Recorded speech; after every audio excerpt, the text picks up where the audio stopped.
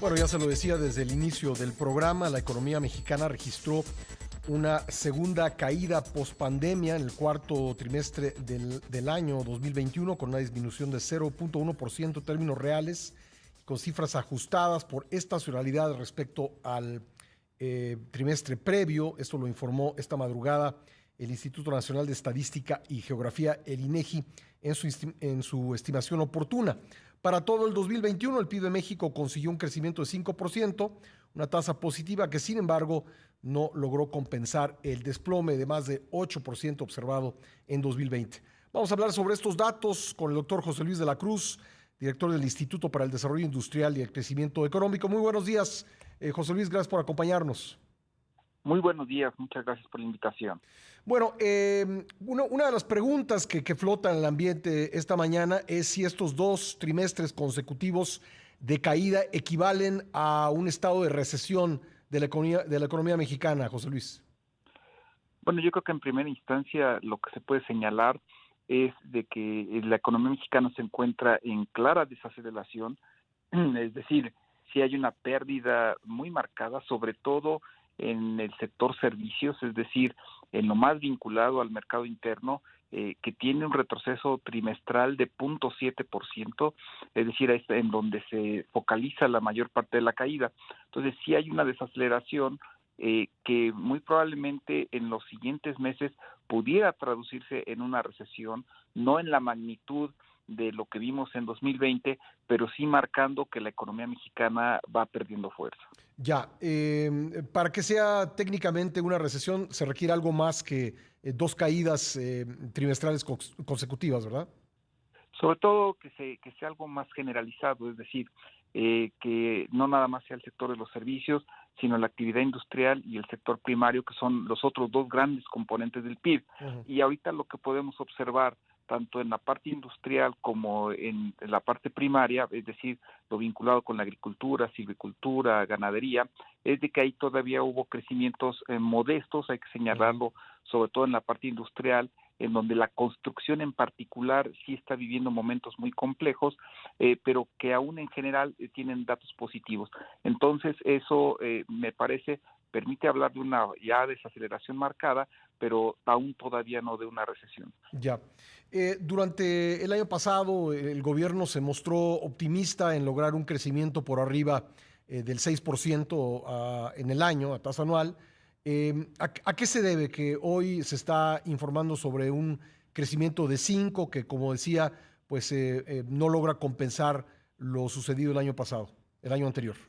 Bueno, yo creo que aquí es además importante señalar que un punto porcentual que podría sonar algo relativamente menor equivale a cerca de 250,000 millones de pesos, es decir, tener ese margen de diferencia implica una cantidad muy relevante en términos económicos. Uh-huh.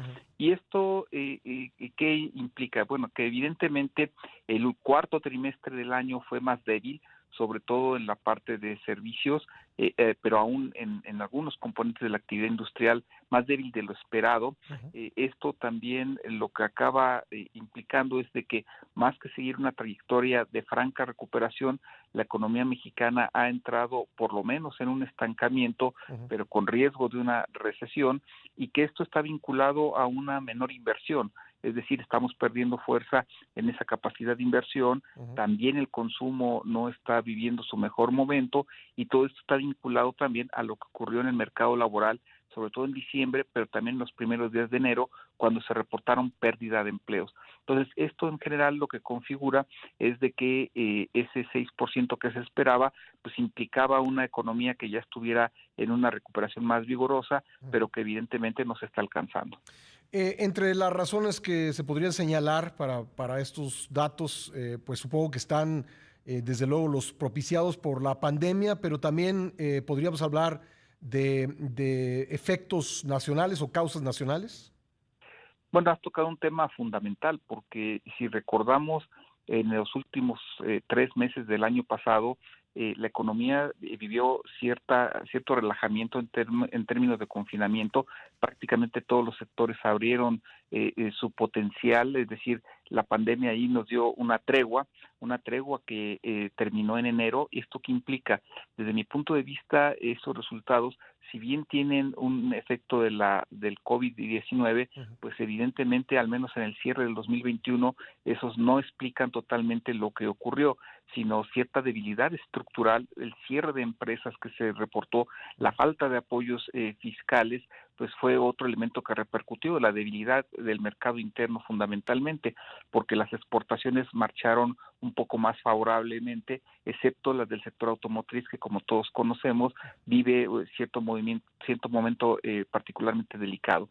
Entonces, en ese aspecto me parece que también, además del COVID, pues se están reflejando la debilidad del mercado interno. Ya, hay quien señala también que la iniciativa en materia eléctrica pues no ayuda mucho a la generación de confianza. Bueno, si consideramos que esta parte del sector energético era una de las más atractivas para la inversión, es en la que se habían fincado los mayores objetivos de inversión durante años previos, evidentemente que las modificaciones legales que se han planteado pues inhiben esa inversión, y también la de los sectores industriales que están vinculados con este sector. Entonces, de alguna manera, pues esto sí es un elemento que frenó esa parte de inversión y que no tiene o no está compensada con la llegada de inversión en otros sectores productivos. Por último, doctor, si no tengo mal los datos de los 12 trimestres del periodo de gobierno, pues ha habido caídas trimestre a trimestre en 6. ¿A qué otra época de la historia habría que remitirse para encontrar algo semejante?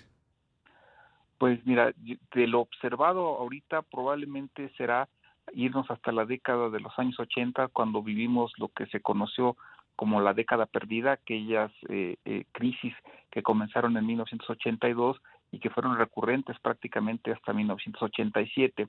Es en donde vivimos un momento también complejo. Ujú. Y ahorita, con estos datos que se están teniendo, la expectativa es de que sea hasta el segundo semestre del 2023 cuando la economía vuelva al nivel que alcanzó a inicio del 2019, es decir, vamos a tener prácticamente 4 años de cero crecimiento. Ya, para 2023 se espera alrededor de 1.5% de crecimiento del PIB.